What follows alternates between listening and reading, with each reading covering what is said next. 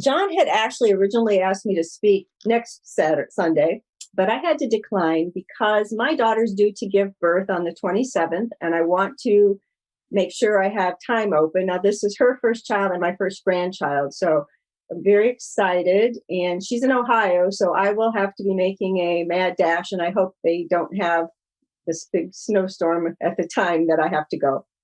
Although I've been talking to the baby, and we decided on March 3rd, so we'll see what happens, because that would be an 11 life path, so that would be really awesome. So we'll see if the baby agrees. So he offered me an alternative date of today. And of course, I was thinking it should be something about relationships. And then, I was thinking about it, and I decided that I would speak on what I have been working on personally for the last 7 years. And I'm sure it probably goes much further than that, but I've been working on it consciously for 7 years. So some of these stories you probably heard before, but I'm getting more pieces to this 5,000 piece jigsaw puzzle of, self-love. It gets bigger and bigger all the time. And things that I'm going to talk about, you probably are aware of, but maybe you never really thought about them as being self-love. So in October of 2014, I took a weekend class in Grand Rapids called Holistic Counseling. And the instructor told us he would be doing 2 sessions as examples, and we could all put our names into a drawing, and he would draw a name to use the counseling tools with. Well, I didn't really think I had anything to work on, and I'm also an introvert, so I don't want to work on my stuff in front of other people. But that night, I was staying in a hotel in Grand Rapids. I'd been having a lot of heartburn, and that night was no exception. I got up to get a drink of water in the middle of the night to help with my heartburn, and I went back to bed. And as I lay down, I see a car dashboard in my head, and the warning light is on. Okay, I know what this means. It means I need to put my name in to see what's going on. And of course, I was the first one drawn, right? So I got this session. So what transpired during the session was the realization that my heartburn was the result of me not being connected to my body. Well, I knew that. I live in my head. My body just comes along for the ride. So at least now I know what I need to work on. So here I am, 7 years later, still working on it. So what came to me in the night after my session was, do I love myself from the outside in or from the inside out? That really got my attention because that is not a concept I had ever thought of before. I knew how to love myself from the outside in, I thought, but I had really no concept about what loving myself from the inside out was. So that's what this journey has been about. A series of synchronicities at this class led me to a book, which led me to become an eating psychology coach. And you might wonder how that's involved in self-love, but it is. I've long been fascinated with the role of emotions in healing ever since I took classes at the Naturopathic Institute in Mount Pleasant, starting in 2005. I left after about 1.5 years because we really were getting into the herbs, and to me, they were too much like drugs. And with my pharmacy background, I really didn't want to go down that avenue. I was fascinated with the spiritual and the emotional healing. So on I went. So I took some energy healing modalities, Reiki, energetic matrix, integrated energy therapy, access consciousness, Psych K, on and on. Well, I started at the Coptic Center in the fall of 2011, and I was one of those fortunate students that was able to become a minister in 4 years. It just worked out perfectly that every year there was a class. And I learned a lot of things that I'd never considered before. We learned about diet, meditation, exercise, and a whole bunch of other stuff besides that, right? Then I learned to do emotional clearings from a friend. That was really important for me because we carry all of these unprocessed emotions and that weigh us down. And we all have them. And I can find out what the emotion is, when you picked it up, if it even belongs to you, because often we're carrying emotions for somebody else. They're not even ours. Then I started working with a trainer so I could become a strong little old lady. Well, someday. I want to be strong now, and I'll be that little old lady later on. I'm not going to do that right now. About 18 months ago, I started working in depth in the Akashic Records. So having worked with this, then being able to give you information about who you are at soul level really added another layer to that self-love. It's been a long journey. It's not over yet. I don't know what I don't know, but I'm going to share some of what I've learned along the way. So that was a really long introduction. And I want you to know that I've been learning this for a long time, and I'm following the clues and gathering information and putting it into practice and sharing with you what I know now. So the morning I started to think about what I wanted to say, I shared a Facebook post that came across my feed. It said, she paused to look back on just how far she has come, and it was an aha moment that knocked her socks off. It was an aha moment for me when I thought, okay, looking back, what have I learned about all of this? And I don't know if I can fit this into 15 or 20 minutes. So it may have to become a book someday, but for now, just hang in there. So loving yourself is not about taking bubble baths or working out 3 times a week or eating your vegetables or liking how you look in the mirror. It is those things, but it's much deeper than that. It's really deep. It's like soul level deep. So let's start with your diet. Not about being on a diet, but the way you feed yourself. And by that, I don't mean the things that you eat, but it's how you eat. Don't eat when you're under stress. Your digestion is impacted. Your metabolic rate is decreased. You get heartburn. You get other GI upsets. Don't eat when you're angry. Don't eat when you're discussing politics. I guess unless you're on the same side, maybe that's okay. You are unique. Your eating challenges are affected by your relationships, by money, by work, by family, by sexuality, by spirituality, by your search for fulfillment. That's a huge area to work in. Listen to the signals that you've had enough. Pay attention to your body. Do you know what your satiety signals are? Do you know when your body tells you that you've had enough? I remember being at a class and going out to lunch at Utello's, and Bob Huttinger had been a speaker that day, and he said that if we all ate a third less, we'd all be thinner and healthier. And that stuck in my mind, and that's been a long time. So pay attention to your food. Notice the taste, the aroma, the satisfaction. When something doesn't agree with you, take that as information from your body that you need to limit your intake on that. Nourishment and nutrition are 2 different things. Nourishment is the experience of nutrition. Don't eat foods that make you feel guilty. If you eat chocolate ice cream and you feel guilty, it makes it worse than if you just ate the chocolate ice cream and enjoyed it. Eat whole foods. And I don't mean a whole package. Pay attention to the vital force energy that a salad brings you or a bowl of fruit brings you. Don't multitask when you're eating. When your brain is focused someplace else, it doesn't know that you ate because it's paying attention to something else. It's called the cephalic phase digestive response. It didn't even register that you've eaten. And then you're going to start going through your cupboards looking for stuff to eat because you're really not hungry, but your brain thinks you are. All right, let's move on. Watch your self-talk. Your cells hear everything that you say. Transform hate and anger. Find the better feeling thought. Speak kindly to yourself. Watch what you feed your mind.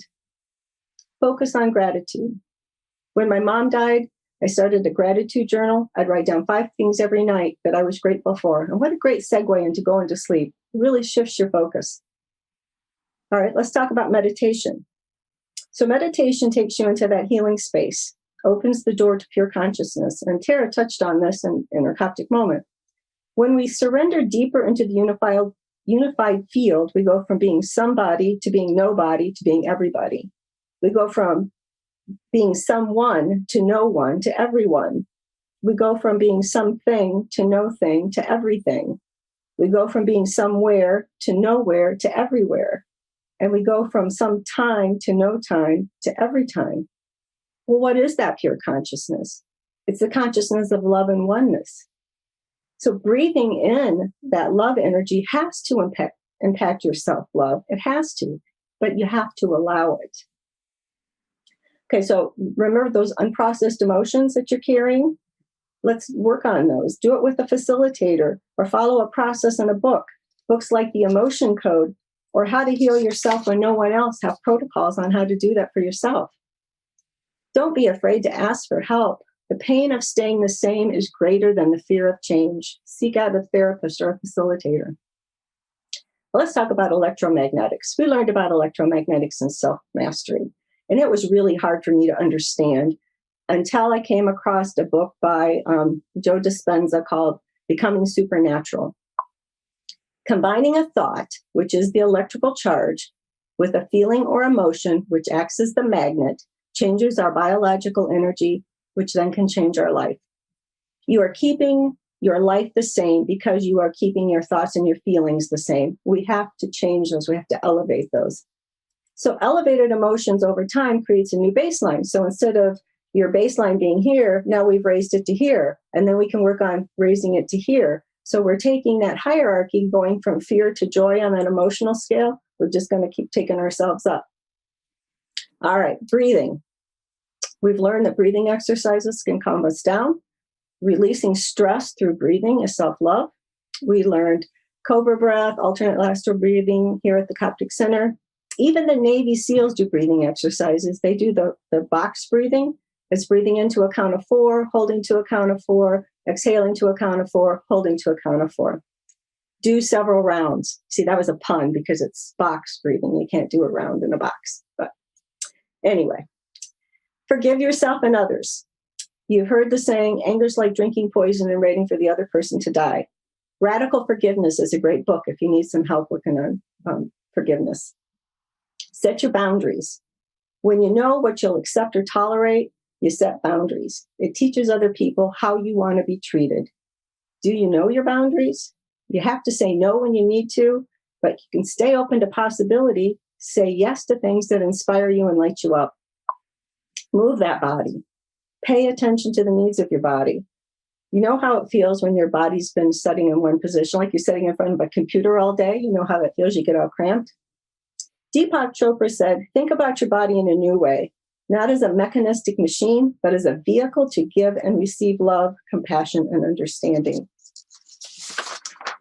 Savor beauty, music, people.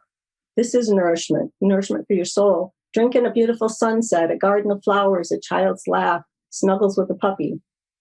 Laugh until you cry, then laugh some more. Get those endorphins going. Feel your feelings and let them go.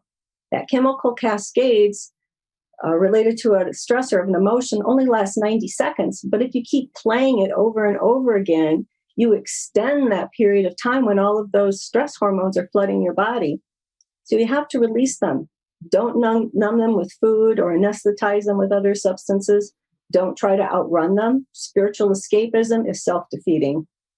Just name the emotion, acknowledge that it's visiting, then the emotion can soften and change as you sit with it, because emotions are energy in motion. So let it have that motion, let it move out. Find a purpose. Who can you serve? Because serving is a win-win proposition. Seek out joy. What you put out comes back to you. So I suggest you serve some joy. Read and implement the 4 Agreements by Don Miguel Ruiz. Be impeccable with your word. Don't take anything personally. Don't make assumptions, and always do your best. So you've heard of the book, The 5 Love Languages? Yes? Well, if you haven't, you need to go read that book. I give it to my couples that I talk to before they get married, before I do a ceremony, because you need to know how the other person demonstrates their love. Now, my husband told me when we got married that he loved me. He never told me again. So for our 25th wedding anniversary, he said, I need to hear those words from you. I need you to tell me that you love me. Well, his acts of service is the way he demonstrates love. Takes care of the cars, he gets the kids up, he made their lunches. He does things to show he loves. I needed words of affirmation. I wanted to hear the words. We didn't speak the same love language. So I'm thinking, okay, well, I know that he loves me, but he doesn't never say it. What's up with that? So let's turn it into what's your self-love language. So physical touch. Do things that make your body feel good, or focus on your physical being. Get a massage. Use a soft blanket. Stretch. Swim. Have a skincare routine that you like to do. Acts of service. Doing or arranging things for yourself that make you feel good. Acts of kindness. Maybe cleaning something out. Going out. Receiving gifts. Treat yourself to purchase things that make you happy. Maybe it's craft supplies or comfy clothes or little gifts or a really special piece of chocolate or maybe 3 or 4 of them. Invest in yourself. Spend some quality time alone doing something you love. You have all kinds of quality time right now, right? Can't leave your house very often. Get a hobby, go on a date by yourself. And then words of appreciation. Give yourself a pep talk or some encouragement. So maybe you want to journal or just do some daily affirmations like we did. Now, don't let your inner critic run your life.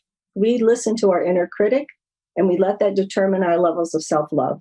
In one of my coaching classes, we did inner critic work and we had to name it. Well, my inner critic's name was first initial B, last name realistic. Who do you think you are to, fill in the blank? So have you ever heard of SARC? She's an author, artist, teacher. It stands for Susan Ariel Rainbow Kennedy. She writes the books. They look like they're handwritten and they're all in colored ink books. They look kind of wild to me. Like I'm not sure I could actually sit down with this book and read it. But she tells the story of her inner critic showing up. She gave a public lecture, and in the parking lot after her lecture, her inner critic started to rant at her. And so this is how she handled it. She marched up to a cop who was sitting in his squad car in the middle of the parking lot. She said, "Officer, can you help me?" He asked what she needed, and she said, "I just got attacked by my gang of inner critics. Could you please arrest them?" And he kind of looked at her like, do I need to call for help for her or what? So I guess he figured out she was okay. So he said, my inner critics have were beating me up too. So he stepped out of his squad car. He opened the back door. He shoved her inner critics in and he took off with his lights blazing. Now, how amazing is that? So when that inner critic attacks you, yell stop, have them arrested, send them on a vacation, or just invent a job for them. Believe in miracles. Hold that field of possibilities open. Here's another SARC story. Back in the days when she was a struggling artist and had to eat ketchup sandwiches because money wasn't flowing, she was desperate for rent money. So she used her favorite affirmation in earnest while walking down the street. She used the phrase, "Miracle, find me now." And 6 $100 bills floated down to her on the street. I thought that was awesome. Don't go looking for the miracle. Ask it to find you. Love yourself enough to believe. So that is one of my new affirmations is miracle, find me. Allow compliments and kindnesses to be taken in. I heard a story that someone complimented a new coworker, and the coworker said, I received that. Are you allowing that compliment to be received? Love yourself enough to believe that that is true about you. Limiting beliefs also need to be inactivated, destroyed, and uncreated. Several years ago, my husband was out of work for 4 months before he found a new job. And a few years later, it was repeated. I was so angry the second time. I had 2 pharmacy jobs, 2 part-time jobs, and I could support us, but I didn't know where this came from, why I was so angry. And I realized that I had this limiting belief that if he loved me, he would provide for me. My mom was a stay-at-home mom. My dad worked and provided. So this was not even my belief. This came from my childhood. And once I made that connection, poof, the anger was gone. It was amazing. Are you carrying family baggage? Did your mom or dad display self-love? Your grandparents, your siblings? If not, you couldn't learn how to do it by example. It's not something that we got taught in school. It's time to change the dynamic and be an example for other people. So working in the Akashic Records with the modalities of soul realignment and soul genesis made me aware how important it is to be in alignment with your soul. When you know who you are at soul level and how you were created with certain energies in various amounts, and you make choices in alignment with those energies, you're living at soul level, and that's self-love. You understand and accept who you are.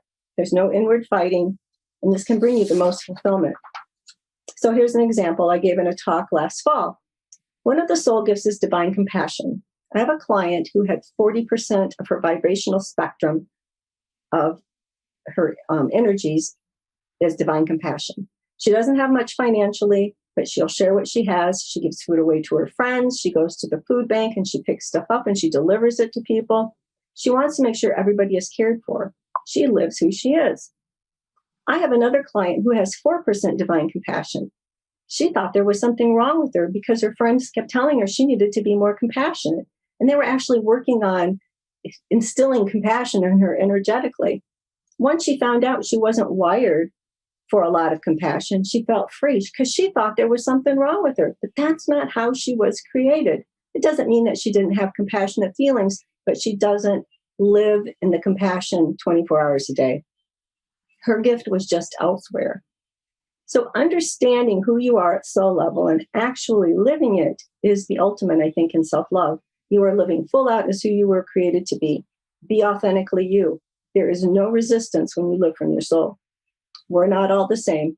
Your self-love is going to be different than my self-love. It's just important to know how you express self-love to yourself. I think that a person who doesn't have self-love may have a hard time receiving love from other people, because no matter how much love is directed at them, they may not be able to take it in and assimilate it and really use it. Emma Power says, it's very difficult for us to fully receive love from others when we don't love ourselves. It's like our love tank has shrunk so small that we can't accept it and we don't believe we deserve it. Even if we have the most incredible partner on the planet who's constantly pouring love into us, they won't be able to make us feel happy or truly loved until we make space for it within ourselves. Not feeling loved would be so sad. If we don't feel loved by others or even by ourselves, what do we put out into the world? Well, let's just say that you can see that playing out on the world stage right now. She also says, self-love is a practice. It's a journey rather than a destination. And it's a lifelong commitment to you. It's an inside job and nobody else can do it for you. So I want to close with a quote from Byron Katie. Just keep coming home to yourself. You are the one you've been waiting for. Thank you.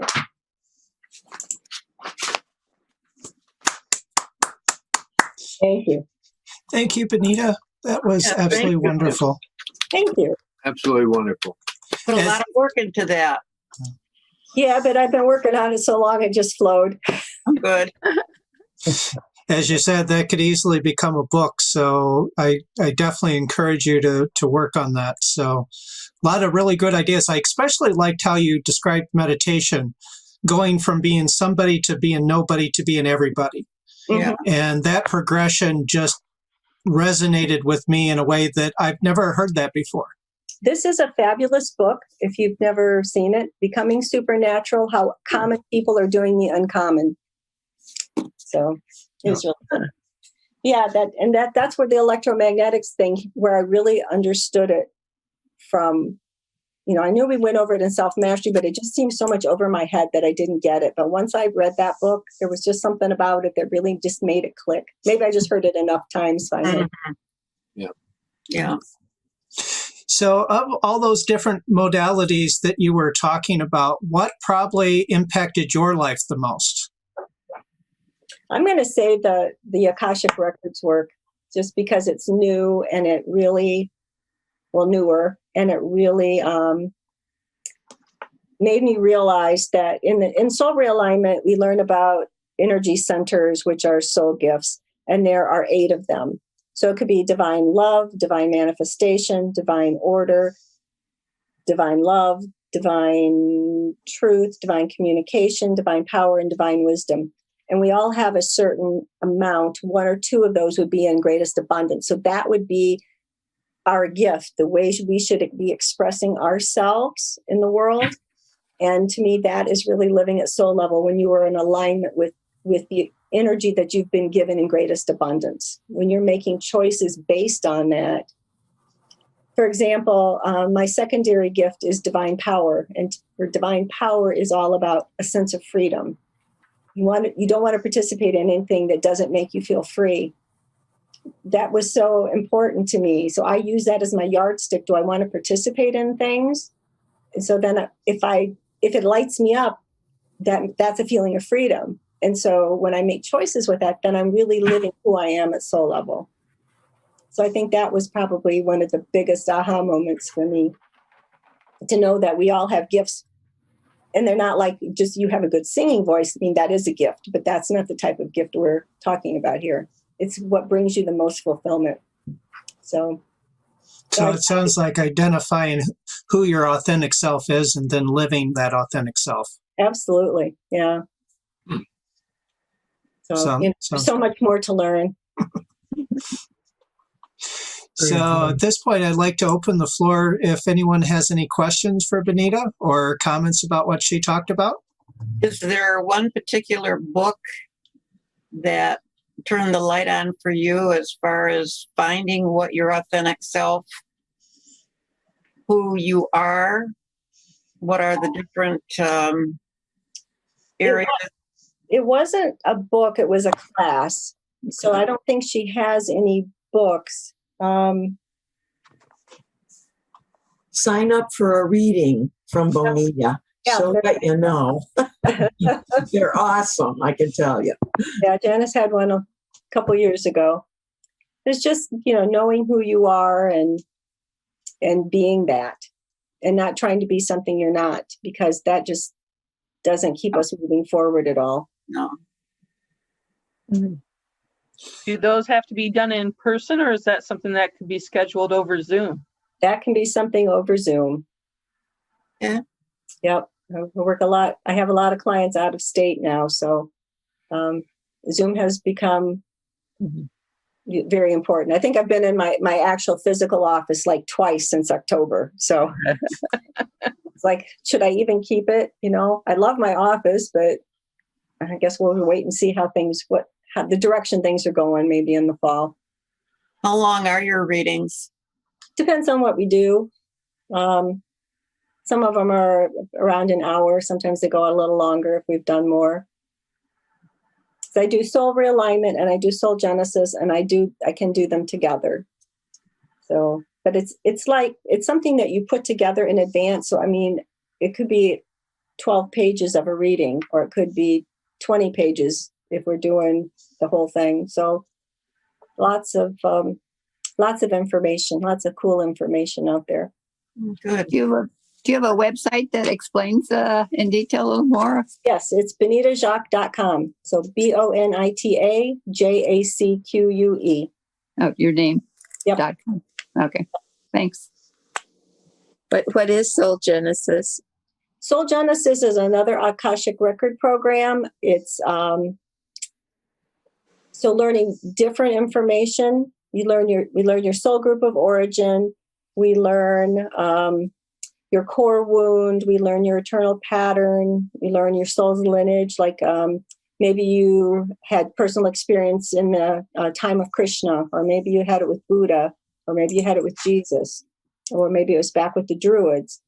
So you just kind of learn some things about your soul that, again, just tells you more of who you are. It could be your life lessons. It could be your roles that you've had in past lives that you might bring with you now. It could be your archangel realm, which is more gifts or personality characteristics. And then both of them have a clearing that we do to get rid of all of the blocks and restrictions that we find from you living your full self. Because if you had a lifetime 13 lifetimes ago and the anger of shame was running, and we haven't done anything about it, that anger of shame is still running in your life now. It might be, subclinical, but it's still there. And, getting rid of it is the best way to kind of transform your life.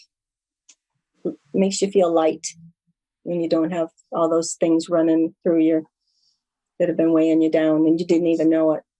Well, we are light. We are light, and we should be light. Yeah. Yeah. Talked about soul group, Bonita. Mm-hmm. Is that like the family that you come in with? No, this is like where you were created, where your soul was created. Might not be on Earth.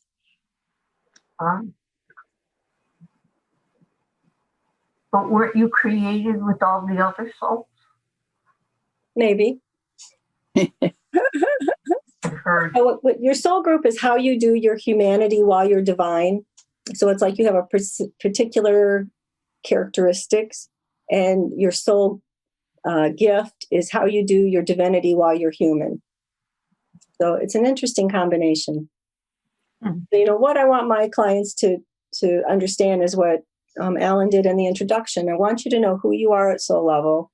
I want you to know your divinity.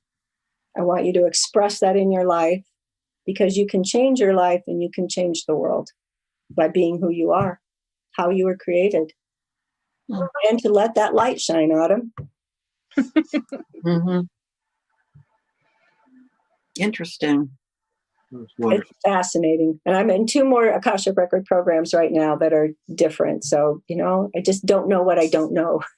Wow. But I learn something all the time. That's one thing that's really been fascinating for me, to watch your post on Facebook, because you're always posting new things about new classes you're taking, new certifications you've earned, new modalities you're working with. It just seems like you're exploding in new areas. Well, I went into meditation in the Akashic Records last week, and I heard that it was my year of burgeoning. I didn't even know what burgeoning meant. I had to go look it up. So I know that wasn't me saying that was what it was. So I thought that was pretty awesome. So if I couldn't learn, I think I'd probably just shrivel up and blow away. So, gotta keep learning. Yeah. I know I love the learning process too. So I know how that is. Kind of like a bag of potato chips. You just can't stop with one. You got to eat the whole bag. Oh, I know that feeling well. Yeah.